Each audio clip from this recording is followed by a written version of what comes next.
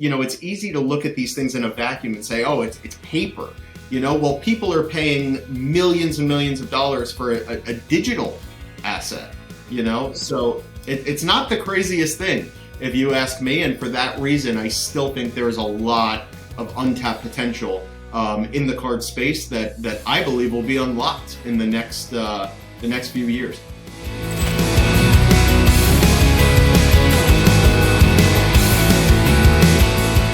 Pete, thank you so much for coming.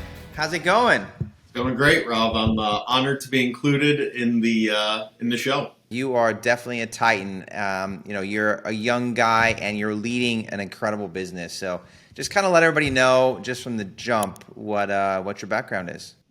Sure. So my name's Peter Steinberg. I originally grew up in Long Island, New York, moved to Florida when I was about 12 years old.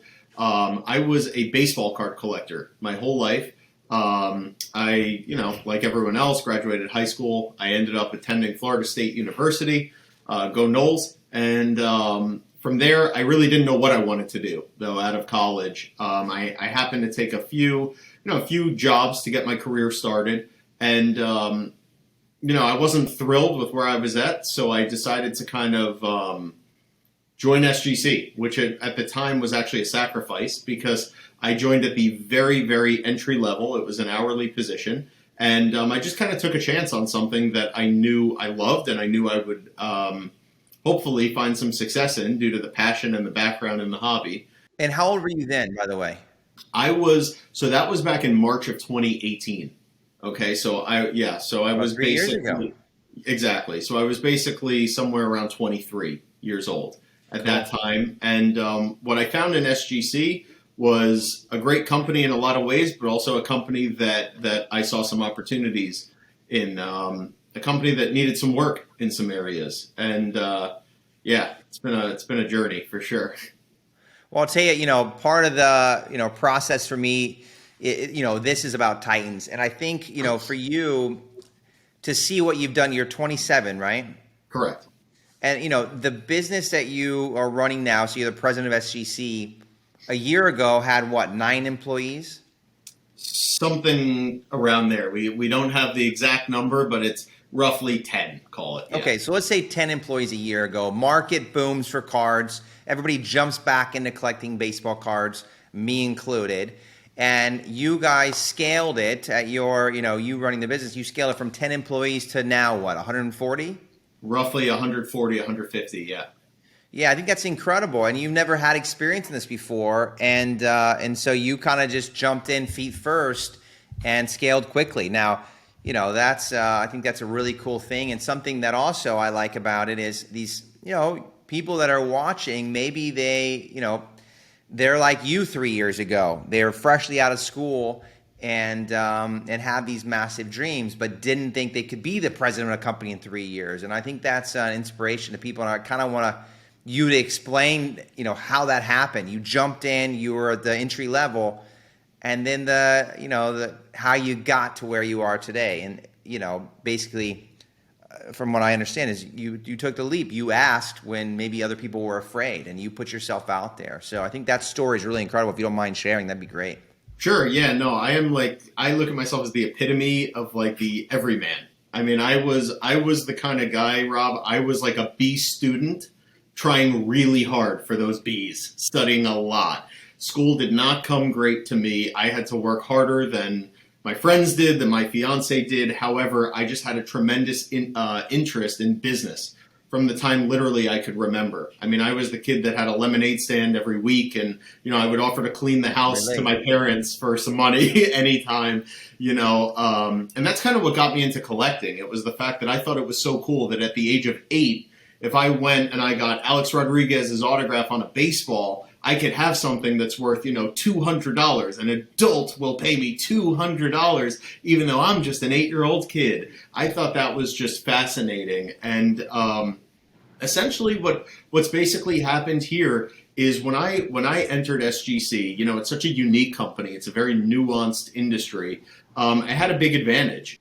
And guys, if you don't know, so basically SGC is a grading card company. So when you buy a baseball card, it's all about the condition of the card. And there's, three major companies: PSA, SGC, and Beckett. And so SGC is one of those companies that grade the cards, they authenticate it, and show you the grade. Go ahead, Pete. Correct. Sorry. So, but no problem. So basically, just to reiterate, I'm the kind of guy, even through college, I never had much interest in class. I didn't want to attend class, but I started my own business in college, which was essentially the idea of almost like an Instacart, like a someone to do your shopping for you. Because I saw a need on campus, the freshmen aren't allowed to have cars if they live on campus, and the nearest grocery store was like a 2-mile walk away. So we kind of tried to carve that out. Now we hit some roadblocks when it came to technology and developing the right kind of app that Instacart nailed.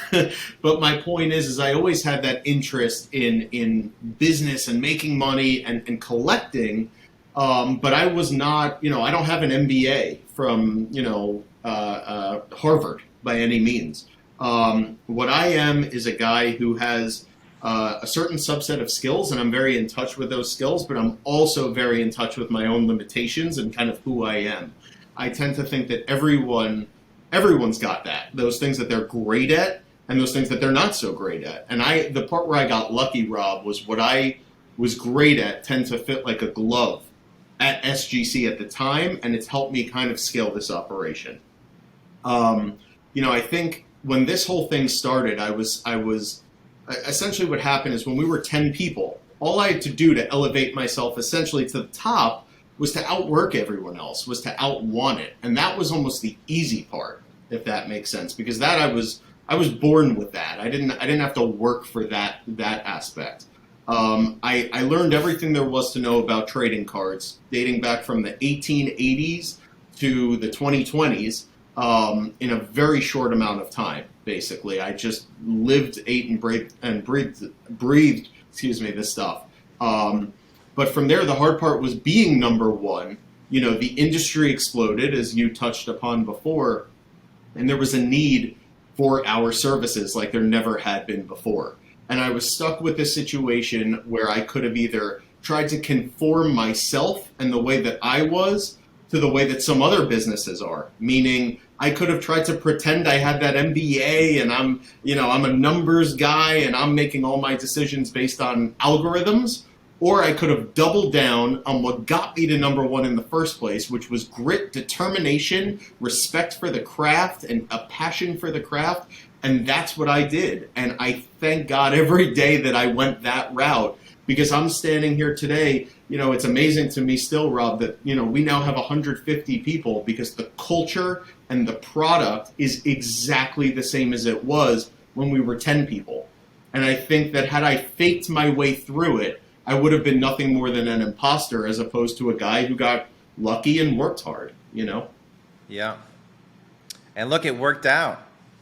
Yeah, no, it definitely has. It definitely has. The way that I communicate with employees, the way that I go about the work is just the way that I tend to ask myself every day, how do you think a business should be run? We all have been in line before to get our takeout delivery, and it's taken 30 minutes longer than they told you it would.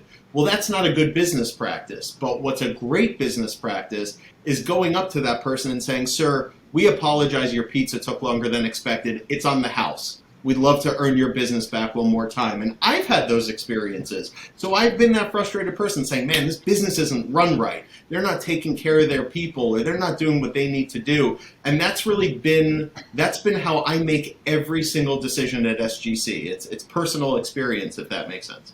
Okay, so let's look at, what do you do differently that maybe PSA, what do you do better than PSA or Beckett? How are they screwing up? And how have you done better for your business?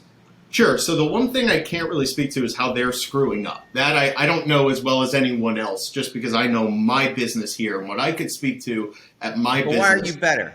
How about that? I'll tell you why I'm better. So the reason that I'm better, Rob, is because one of the best decisions we've made at SGC is to never treat employees like they're numbers, and to never set these boxes that each employee is put in and kept in. So what that means is that when an employee joins our team, and I mean this literally, I make a point every single time a new person enters our building to not only go up to them and introduce myself, but to give them a brief history of the company, how we got here, how a 27-year-old kid is running this organization, what our goals are, what it takes to be successful at our organization. And already I'm putting my employee on a path to be infinitely more successful than if they never even met me before and if I never met them. So I'm basically allowing them a path to succeed, which therefore allows me to succeed and not have to just, terminate this person and go find another.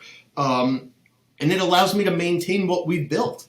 I think the problem with a lot of companies is as they grow, the culture and the kind of the knowledge of what's going on the ground is diluted by the fact that they've grown bigger, and wider essentially. So I've put certain people in places and policies in place to ensure that we know our people for the good or the bad. Where if you deserve that raise, you get that raise when you deserve it. But if you don't deserve it and you deserve a talking to that something's got to change, we make sure to give those talks too. And I think at the other companies, and not PSA and Beckett, more just any company, if you ask me, what tends to happen, these employees are classified the same way. In other words, if you're at the analyst position, you're just an analyst. You're paid somewhere between X and Y, depending on how well you negotiated your contract. And basically, they approach their analysts as a blanket group of analysts, and that's not what they are. They're Mike and Tina and Tom and Sarah. These are people that each approach their work very uniquely. No two are exactly the same. And if you ask me, the way to inspire those people is to let you know, I see you there, and if you give me more, you'll get more. But if you don't, you will not. And it tends to get a lot out of your people. You tend to win as an organization, and they win as long as you follow up, and take the actions you told them you'd take when appropriate. Now, who taught you this management style? Are you a big reader, or is it just, you learned from the CEO of the company or your parents? I hate reading. I'm not a reader. Okay. I honestly, Rob, no one taught me this. This is what I mean. I had the opportunity to do it my best, the way Pete thinks it should be done, or to try to read a book on how to do it. And, speaking to I think you mentioned parents, though.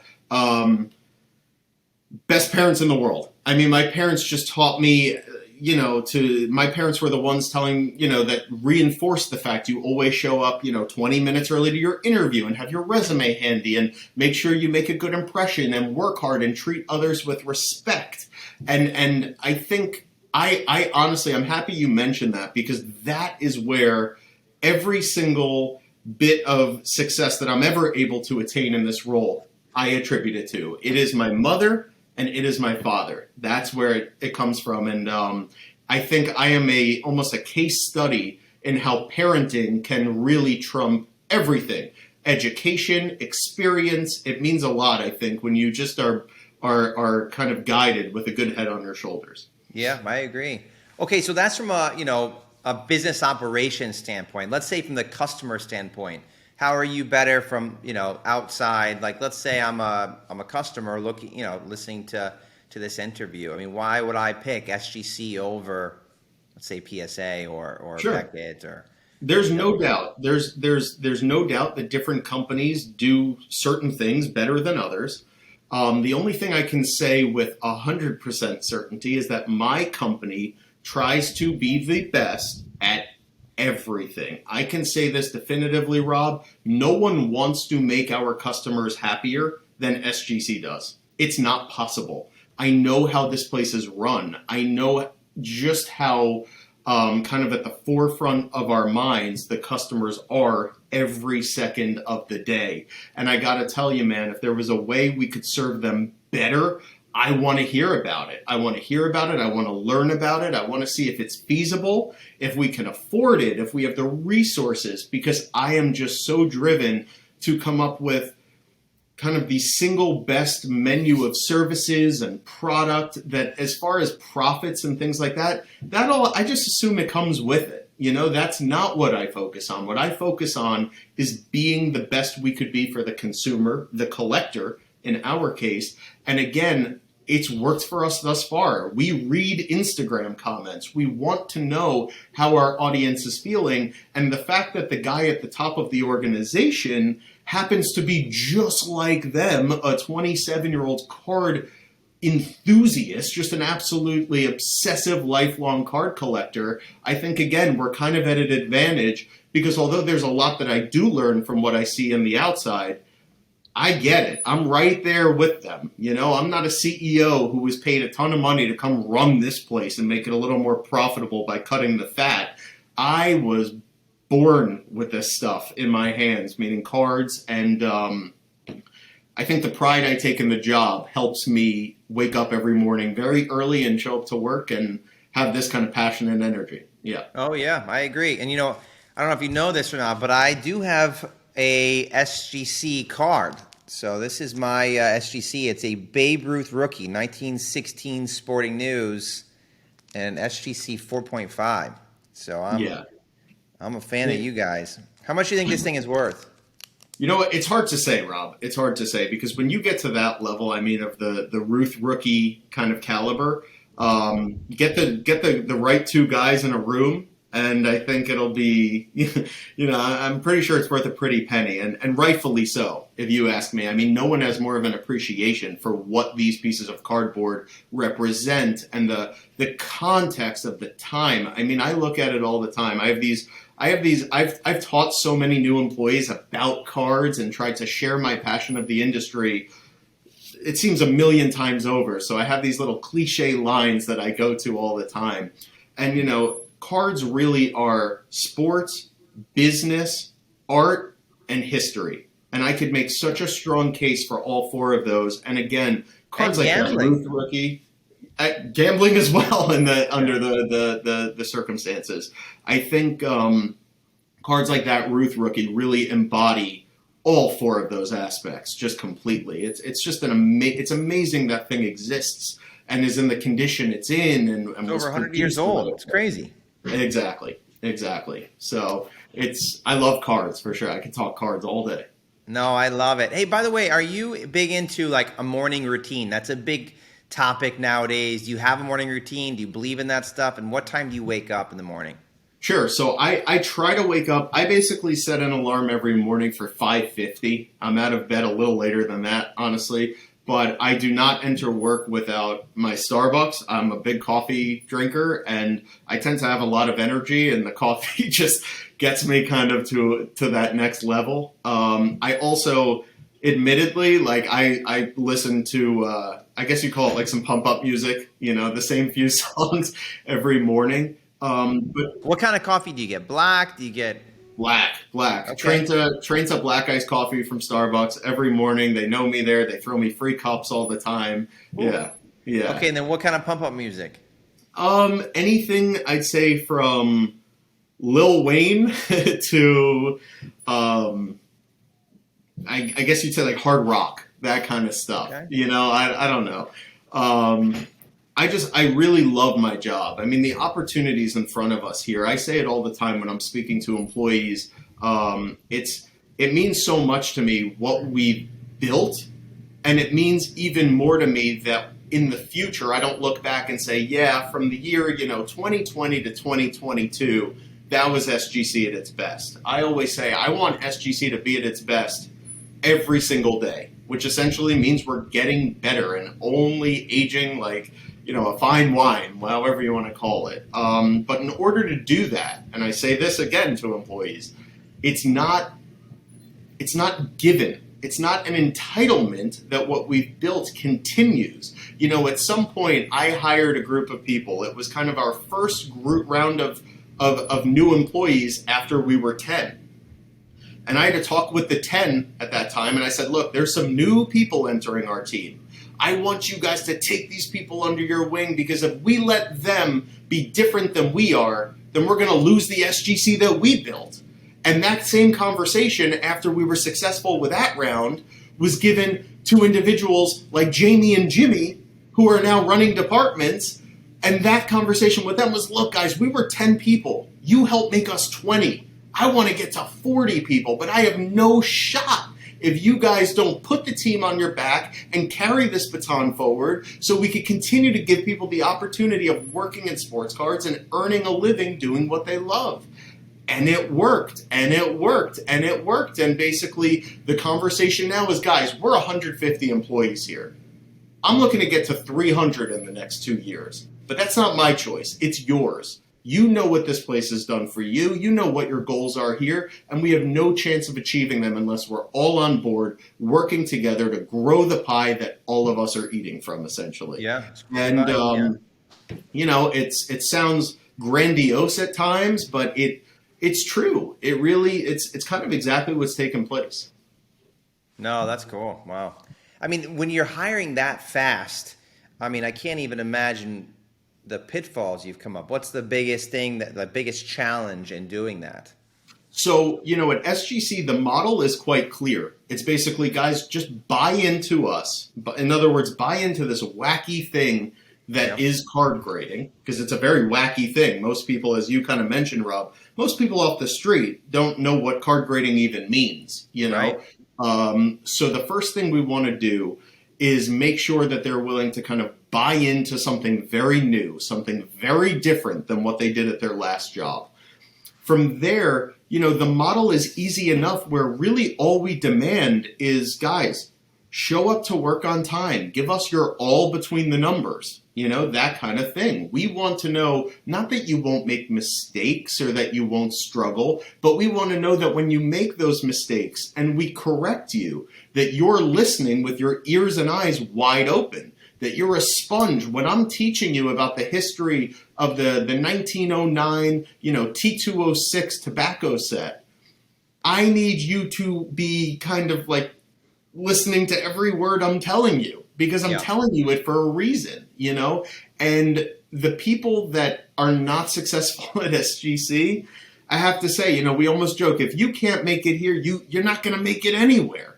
Because when people struggle on my team, but they want to be on my team and they respect the team, they're just moved to another department until we find that perfect role for them.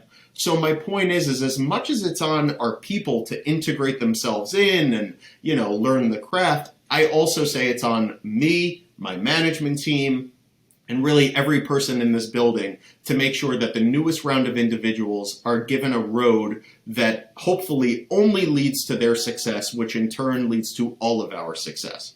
You know, so, but look, do things happen? Sure. I mean, don't get me wrong. You know, it's not like every employee that's ever entered SGC is now a superstar by any means, but our hit rate, I guess you'd say, is, I have no doubt, abnormally high.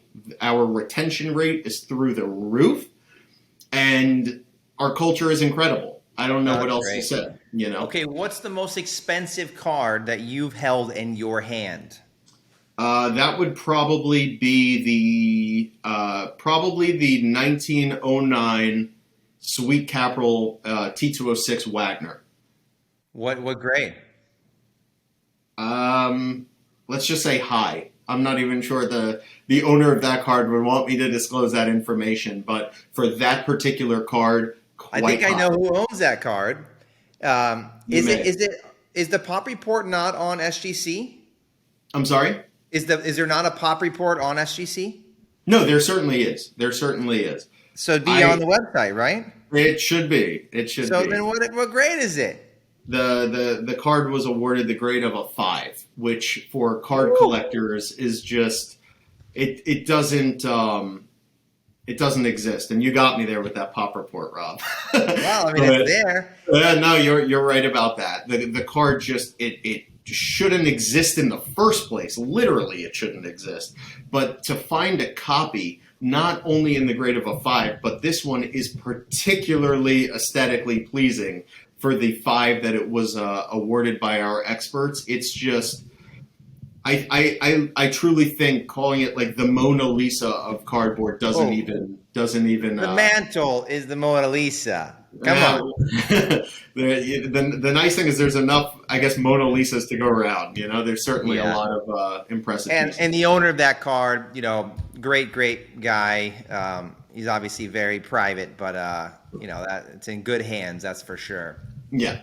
So what do you definitely. think that thing is worth? It's so hard to say. I mean, when I tell people who don't operate in this industry what some of these cards are worth, they can't believe it. But, I almost can't believe that they can't believe it, because when you take into account the historical significance, the artistic component of every one of these pieces, it The really is rarity, amazing to. I'm sorry? the rarity, the numbers are not going up with these things. You can't. It's like I said, it's incredible it exists in the first place, let alone has made it, 110 years. Um, but look, that card to me should be north of $20 million. Wow, it's a big Yep, boy. That's yep, great. yep. If you're going to question, and by the way, Rob, if you or anyone out there would question that cardboard is worth $20 million, then you also need to question why a Picasso is worth $20 million, why a Van Gogh is worth 20. You should be questioning everything. You should be questioning why a Ferrari can be worth, the better part of $1 million. So my point is, it's easy to look at these things in a vacuum and say, oh, it's paper. Well, people are paying millions and millions of dollars for a digital asset. So it's not the craziest thing, if you ask me. And for that reason, I still think there's a lot of untapped potential in the card space that I believe will be unlocked in the next few years. No, I agree. Yeah, I think more and more money's being allocated to alternative assets like sports cards, and as more and more athletes come into the market too. I think that's incredible that they get to invest in what they love and know so well, and they're making such a great amount of money nowadays that they can put a piece of their portfolios into stuff that they like, and they collect it as a kid, and it's a lot of fun. So, yeah, I'm with you. I think it's gonna keep going up, and I think with any market you'll have ups and downs, but I'm bullish on the long term value of them. So yeah, I agree. That's a great card. Have you seen any Mickey Mantles? Of course, of course. We've seen a lot of 52 mantles. And, what's fun about cards like that is when it comes to not only modern cards, but even cards, let's say, from the 50s and 60s, the pieces that really wow you are the ones that come in an incredibly high grade. The condition has been preserved extraordinarily well, which makes the item so amazing to have in your hands. What's really fun about cards like not only the Wagner, but the 52 mantle is anytime you just see one, you just kind of stop what you're doing and you just look at it, Yeah, and it it's can hard. be it can be a 7 or it can be a 1, literally. And I have, I'd say, a very high level of appreciation for all of them. And then you also have kind of the convergence of the two ideas of the incredible item that's incredible in any condition, but once in a blue moon, you get one that is just in crazy high condition, much like yours is. And for that reason, the piece is just mind blowing, essentially. Yeah, I mean, even this Babe Ruth, I think it's probably worth $1 million. I mean, would you say probably? I would say absolutely. Yeah, and I think to hold $1 million in your hand. By the way, it's not staying here. I'm sending it to the vault tomorrow. But to see a car that's over 100 years old in this condition, I mean, it's crazy. Yeah, I mean, How about how about to that's see how history. about how about to see Babe Ruth, lighter than 190 pounds, wearing a Red Sox jersey, looking like he's 16 years old. It's It's crazy. quite cool, quite And cool. the thing about everybody that has held this card or saw that rookie card, I mean, just the history behind it is just crazy. Yeah, look, I mean, when that card was in circulation, or when that card entered circulation, it was as ordinary and uninteresting and unimpressive as, a Topps card out of the pack is today that carries very little value. I mean, it was essentially as good as a child's toy. I don't know what you'd say. Yeah. Imagine the amount of times that card was left on a desk or a bed or even brought out to play outside with friends and things like that. And by the way, you hadn't even heard of Babe Ruth. You know, the idea of things like World War II were not even familiar to the people that were collecting that card. That's what I often think, like the names they didn't know. If you said the name The Beatles back then, they'd say, what are the Beatles? Yeah. But they were collecting that card. You know, that's what goes through that's what gets me stoked about this stuff. It is so cool. If cards did not exist, I would have a massive void. I really would in my life, because they really mean a lot to me. Oh, that's amazing. Well, what would you say? I mean, $500 is a lot of money too. So what would you say is, if you could say, okay, first of all, $500, what's the best thing that you've purchased, you know, recently, I guess, for $500 that maybe changed your life the best? Well, you know, $500 is difficult just because it's kind of $500 or less. It can be less. 500 or less. Okay. Well, I could show you, actually, if you don't mind 1 second. Yeah. I could show you this here. So when I joined SGC, it was in March of 2018, and at that time I know exactly what set was out there, exactly what set was on the Target shelves and the Walmart shelves, and I'm a baseball collector at the time, only baseball at that time, and there was one set out, and it's called Topps Opening Day. It's actually a very low value set. It's very affordable, more for kids, more for the true collector than the investors, let's say. Right, right. And me just having such an itch to even dive further into the card space, the second that direct deposit came in, you know, I was paid that week. I'm running to Target, I'm running to Walmart, my local card shop, and I'm just picking up everything I can. And at the time, the name Shohei Ohtani was very, very new. He hadn't played a game. Everyone had heard all this amazing things, how he was pitching and hitting in Japan. And that was really Ohtani's first Topps card, I believe, was in the 2018 Topps Opening Day set.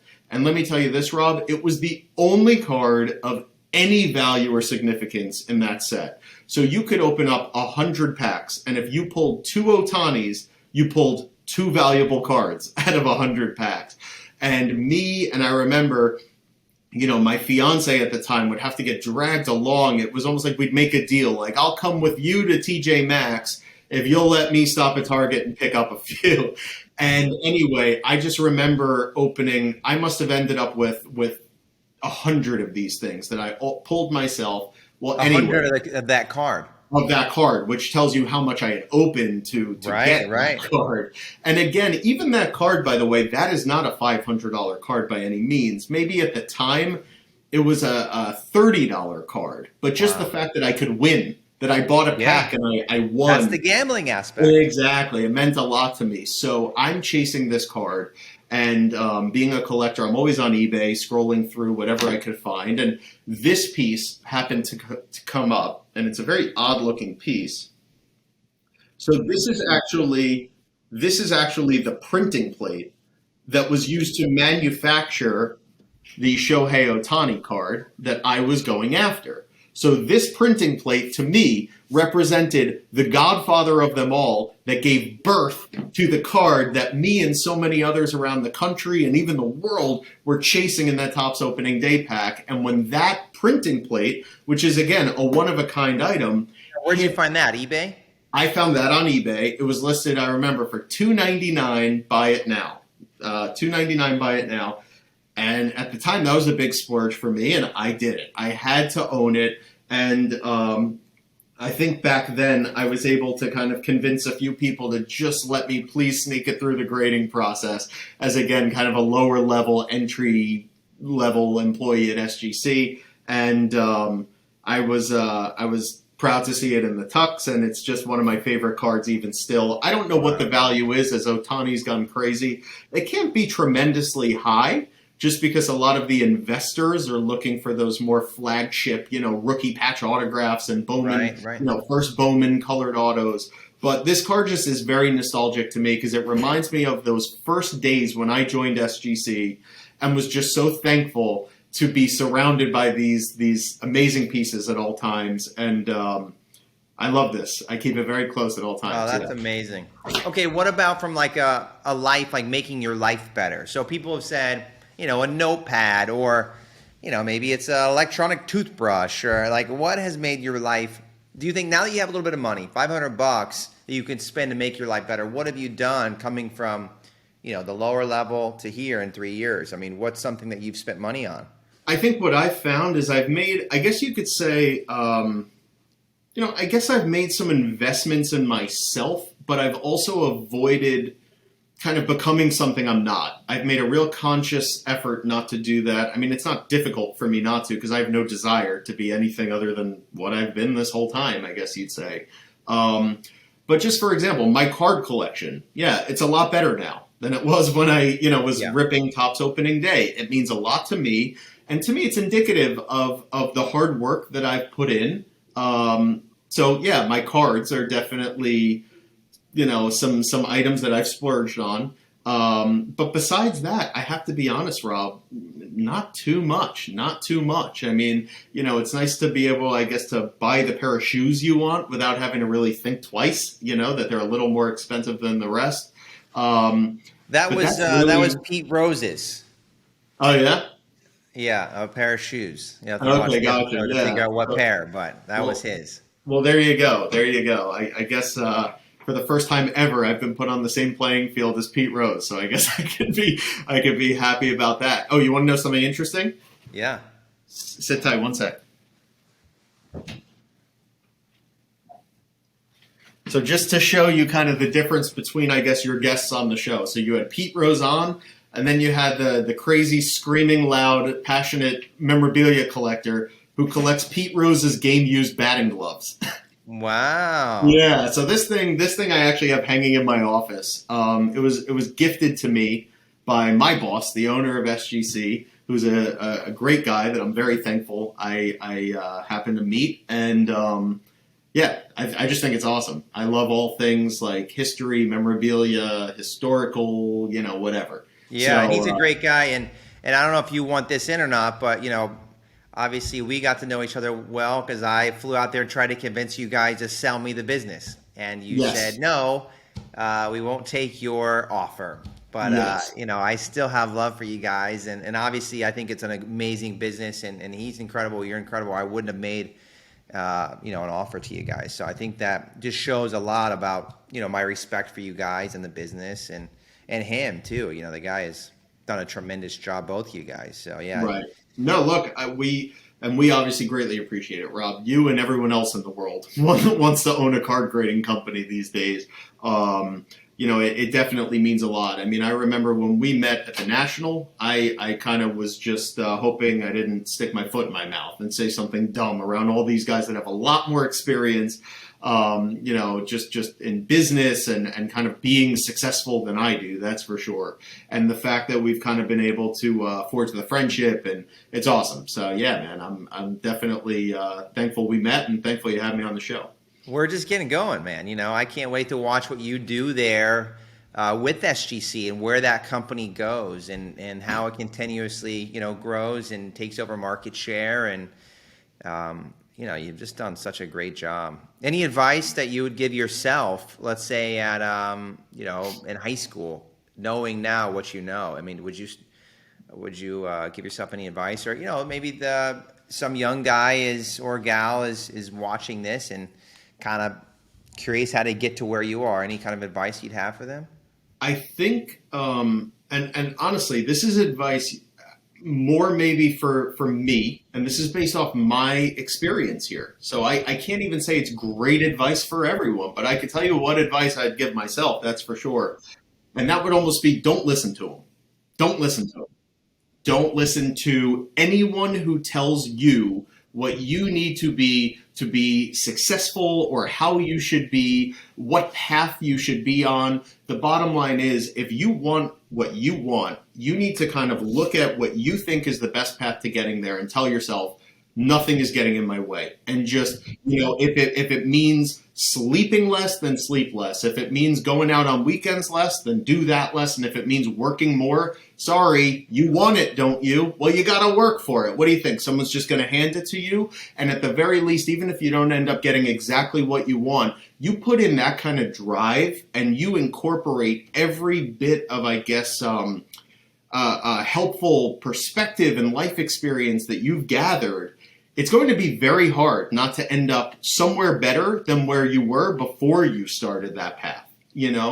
And to me, I was just a guy who felt, I guess, like I was I'm a good read of people. I can communicate. I'm loud, whatever.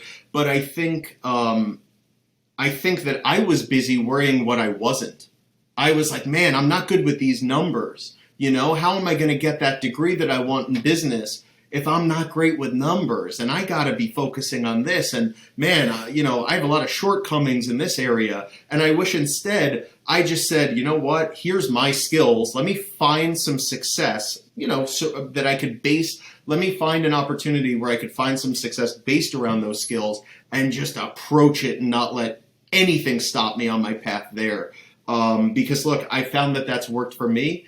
And I tend to think that people are too busy focusing on how he did it or she did it, and rather than looking at themselves and saying, what am I good at? Or what could I do better than most people? Or what am I interested in? And that to me is the single biggest kind of leg up you could have on the competition than anything. No, that's great advice.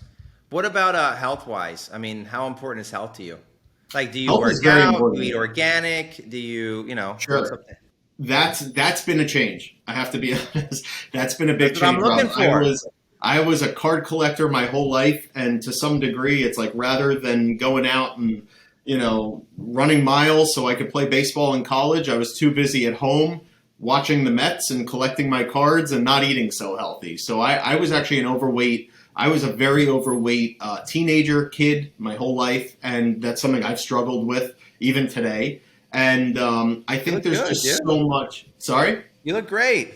No, thanks. But anyway, there's so much opportunity ahead for my team, for SGC, and hopefully for me. That is the motivating force to kind of have kind of righted the ship to this point and gotten to a healthier place, and that's what is my motivation to not just drive through Wendy's for a quick lunch every day. It's that there's something bigger. Absolutely. I feel a lot better in the morning when I have a nice, healthy, light breakfast than when I'm eating something I probably shouldn't be. It really kind of sets me on a path throughout that whole day to either be very energetic and on my game or be a little out of it and, sluggish. Yeah, it makes total sense. How do people find you on, social media? How do you want them to, find both you and SGC? Yep. So as of right now, Rob, I'm personally unavailable. Okay. I have the only time that our supporters will see me is usually when I'm posting on our Instagram. I try to put out some content every once in a while, but that will most likely be kind of changing. I think that what's going to happen is you're going to be hearing a lot more, not only from me, but from our amazing team here. Yeah. And if they want to give us a follow on Instagram, it's at SGC Grading. We'd really appreciate it. We try to post some awesome cards, and you'll see me screaming and shouting and having a red face, so that's cool. And it's a fun time at SGC. We've gained about 20,000 Instagram followers just this year, and that means a lot to us because when you have that experience of not being able to break in, of being that underdog, and then finally you're accepted, it makes the success all the more sweeter than if you've had it all along. No, that's incredible. Oh, by the way, so let me just use this. I just want to know, and so people also know the difference. So let's say I get my card graded for you. I haven't sent in cards to get graded. I typically buy cards that are already graded. But let's say I send them in to you versus, let's say, PSA, what's the cost?